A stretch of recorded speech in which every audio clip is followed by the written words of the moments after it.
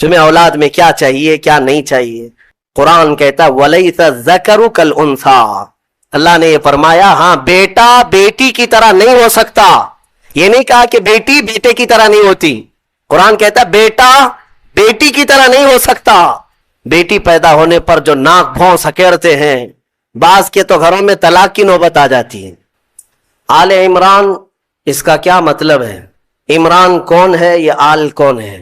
یہ حضرت عیسیٰ علیہ السلام کے نانا، ان کا نام عمران تھا، یعنی حضرت بی بی مریم کے والد.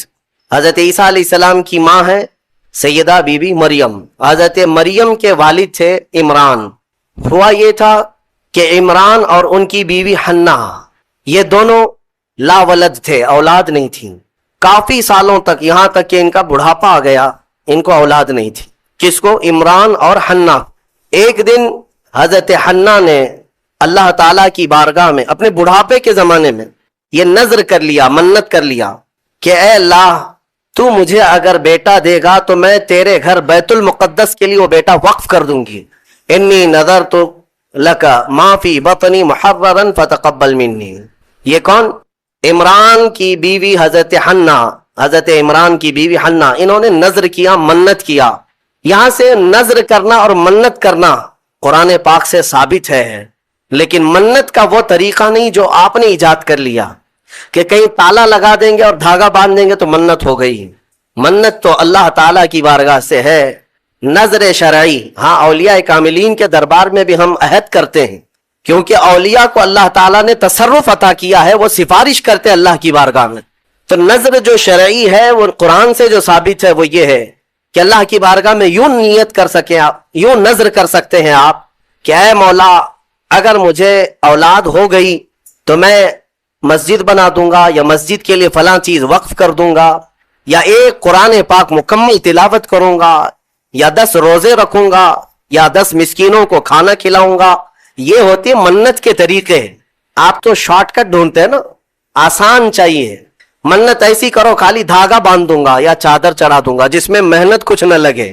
ارے نذر کا طریقہ یہ تھا کہ آپ روزہ رکھنے کی نیت کر لیتے کہ اگر میرا فلاں کام ہو گیا تو میں 10 روزے رکھوں گا، یا کم سے کم 3 روزے رکھوں گا، یا ایک قرآن پاک پڑھوں گا، یا 100 رکعت نماز ادا کروں گا. نذر کرنے کے طریقے.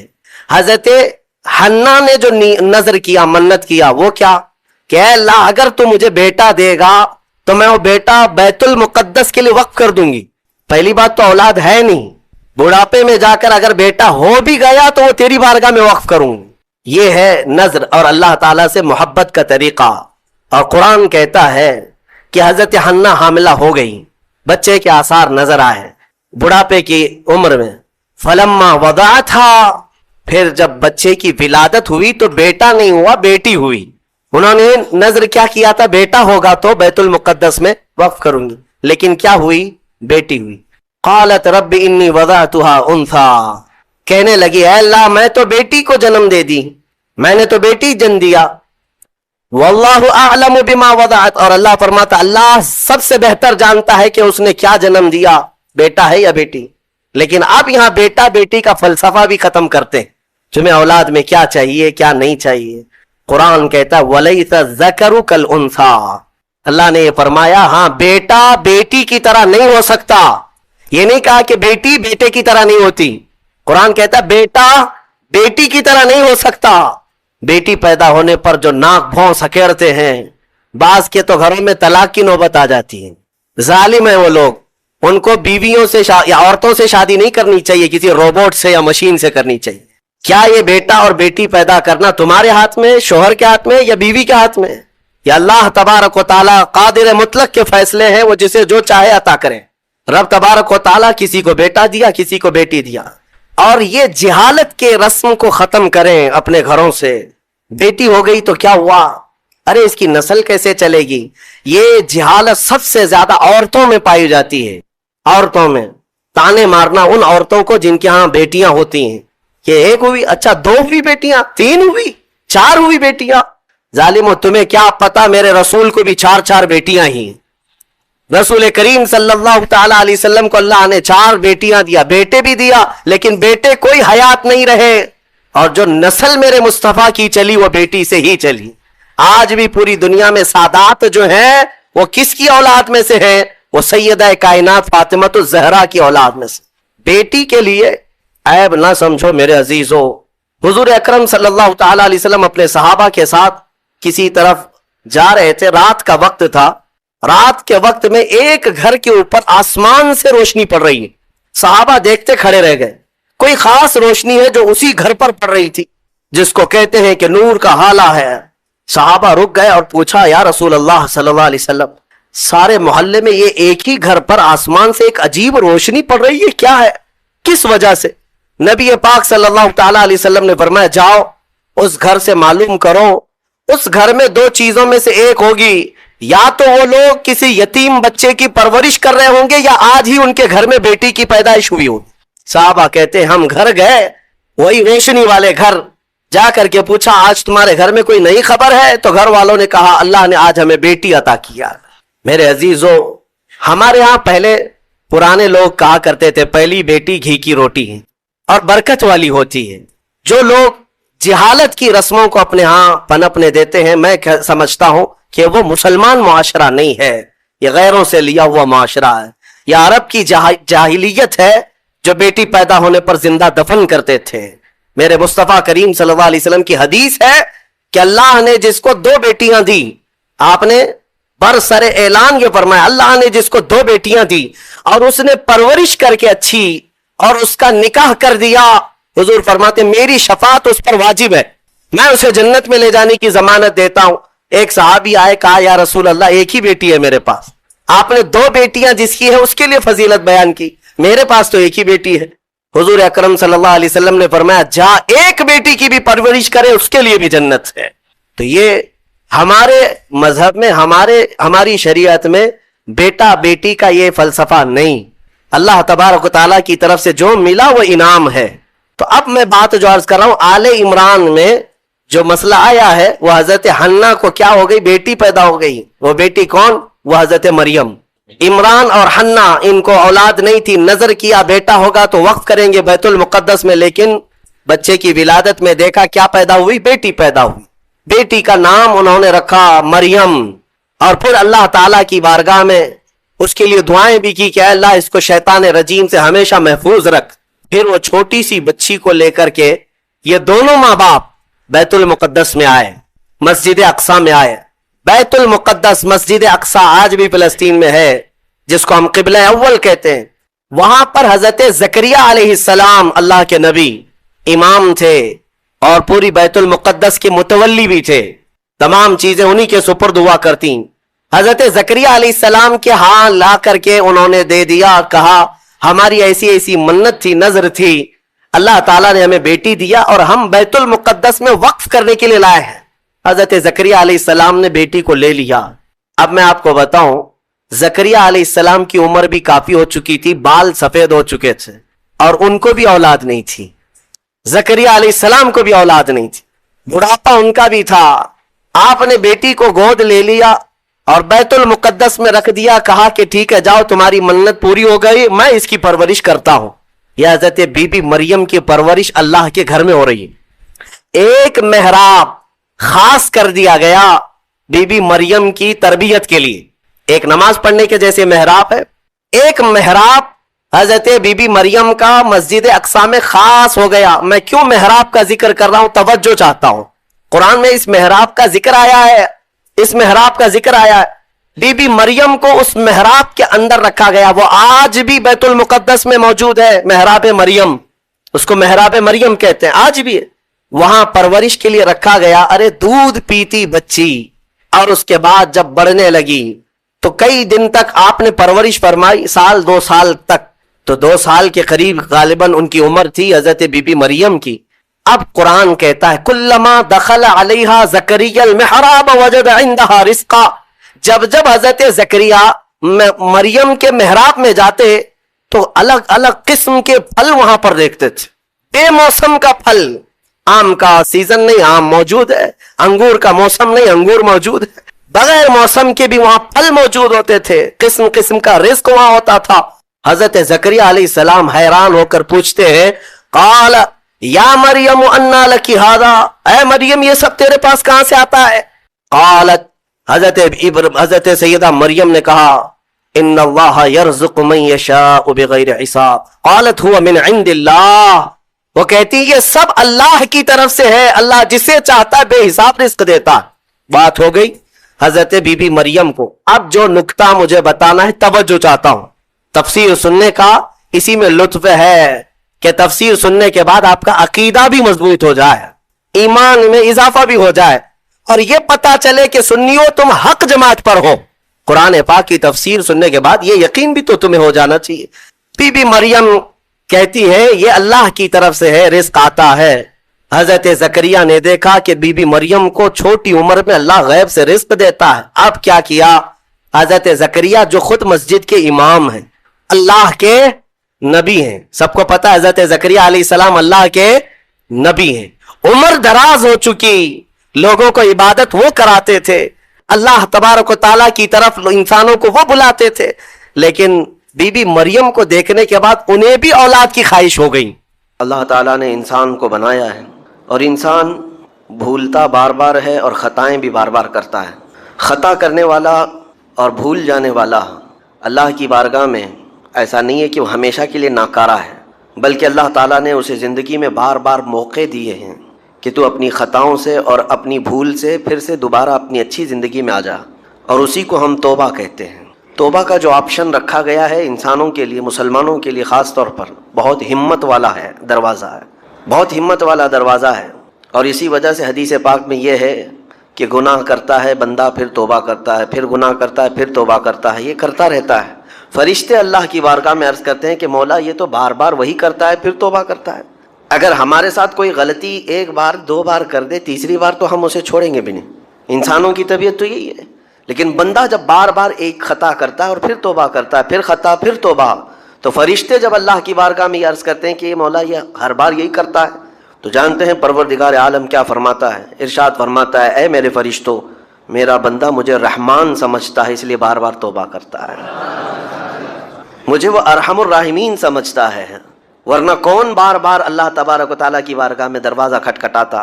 تو رب تبارک و تعالیٰ ارحم الراحمین ہے، یہ تصور ہر مسلمان کے ذہن میں ہے، اس کی وجہ سے وہ کبھی مایوس نہیں ہوتا۔ اور شیطان کا سب سے بڑا حربہ کیا ہے جانتے ہیں آپ؟ سب سے بڑا بہکانے کا اور گمراہ کرنے کا اور ہمیشہ گناہوں میں ملوث رکھنے کا سب سے بڑا آلہ، کہ بندے کو سب سے پہلے نا امید کرتا ہے، اب تیرا کیا ہوگا، تو بہت برباد ہو چکا ہے۔ یہ جو خیال شیطان ڈالتا ہے دل میں، اس کے بعد پھر وہ بندہ جری ہو جاتا ہے، اب میرے توبہ سے بھی کچھ ہونے والا نہیں ہے، جو جس طرح زندگی چل رہی چلنے دو، ارے 50 سال ہو گئے اب تک میں یہی کرتا رہا، اب کیا سدھروں۔ یہ جو خیالات ہے یہ شیطان ڈالتا ہے تاکہ اس کی کفر پر موت ہو جائے، تاکہ وہ ہمیشہ گناہوں کی موت مرے۔ نا امیدی جو ڈالتا ہے شیطان، اب میرے ساتھ کچھ ہونا نہیں ہے۔ نہیں میرے عزیزو، رحمت عالم صلی اللہ تعالیٰ علیہ وسلم کی بارگاہ میں کیسے کیسے لوگ آئے اور ارحم الراحمین نے ان کی توبہ قبول کی۔ آپ کو ایک بات میں بتاؤں، سیدنا عمر ابن خطاب رضی اللہ تعالیٰ عنہ کا دور ہے، مثنوی شریف میں مولانا روم فرماتے ہیں جنت البقیع آپ نے سنا ہوگا، قبرستان مدینے کا، مدینے کے قبرستان میں رات کے وقت ایک بوڑھا آدمی 80 سال کا جو بانسری بجاتا تھا اور اسی سے پیسہ کماتا تھا، اس کی بانسری میں بڑی اچھی لے تھی، بڑی سر اچھی تھی، لوگ سنتے تھے اور پیسے دیتے تھے، لیکن بڑھاپے میں جب سانس پھولنے لگ جاتی ہے، ہانپنے لگ جاتا ہے، سانس نہیں ٹھہرتی، تو بانسری کیسے بجتی، اس کی لے ٹوٹ جاتی، لہجے بدل جاتے۔ بوڑھا آدمی اب اس کی بانسری سننے کو کوئی آتا نہیں تھا اور پیسے ملتے نہیں تھے، تھک ہار کر کے وہ آیا، رات کا وقت تھا، جنت البقیع قبرستان میں، 80 سال کی عمر کا ہو گیا ہے، اس نے بانسری توڑ دی، کہا زندگی بھر جس چیز سے میں کماتا تھا اب میری سانسوں نے جواب دے دیا، جسم پھولنے لگا ہے، سانس زیادہ آنے لگ گئی ہے، اب میرا کھانا پینا کیسا چلے گا؟ خیر ارحم الراحمین، ہوں تو تیرا ہی بندہ، میرے اہل و عیال نہیں، میرے رشتہ دار نہیں، مجھے اگر تو بھوکا مارنا ہے تو اسی قبرستان میں مار دے، یا اگر میری زندگی باقی ہے تو میرے رزق کا انتظام کر دے۔ وہ رو رہا تھا 80 سال کی عمر میں۔ جب بندہ لاچار و مجبور ہوتا ہے تو پروردگار کو ہی یاد کرتا ہے۔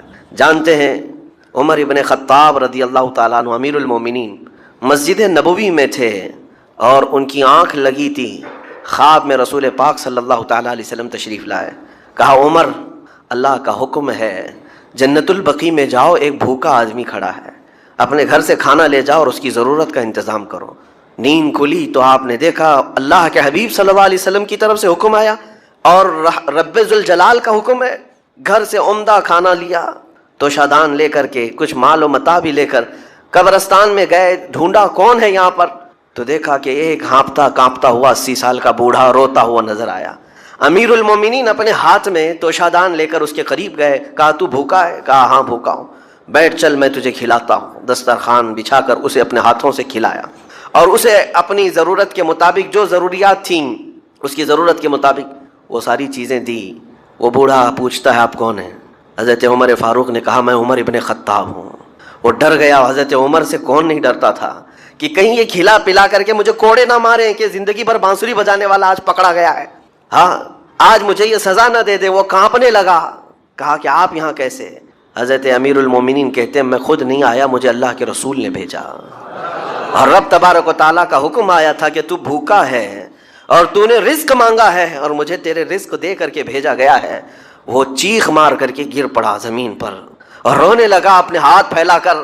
کہا سچ فرمایا مولا تو ارحم الراحمین ہے.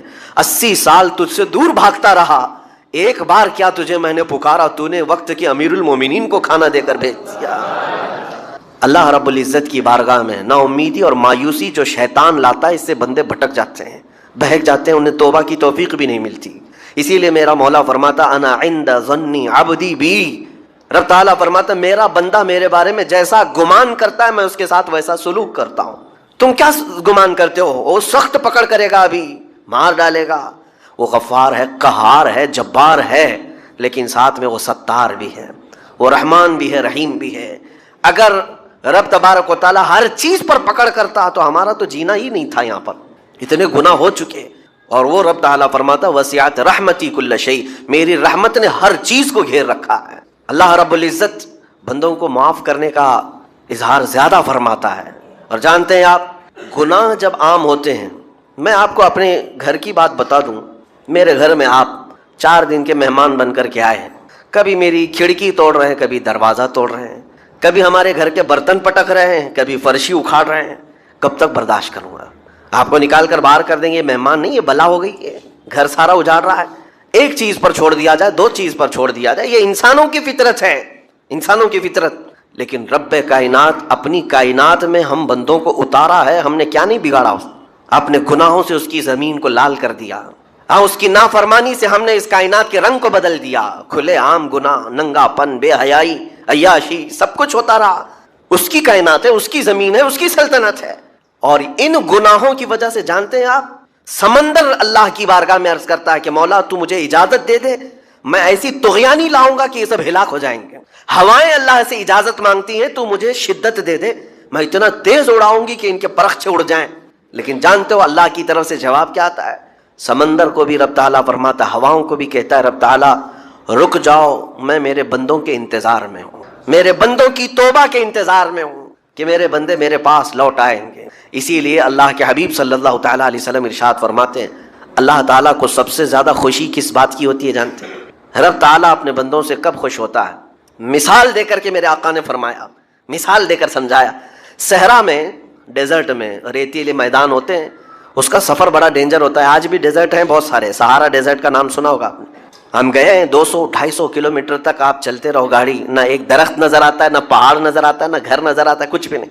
اس طرف میدان ریت کا اور آسمان لگا ہوا دکھتا ہے, ادھر بھی آسمان, تنہا ہم اکیلے نظر آتے رہتے ہیں. صحرا کا جو سفر ہوتا ہے بہت کٹھن ہوتا ہے.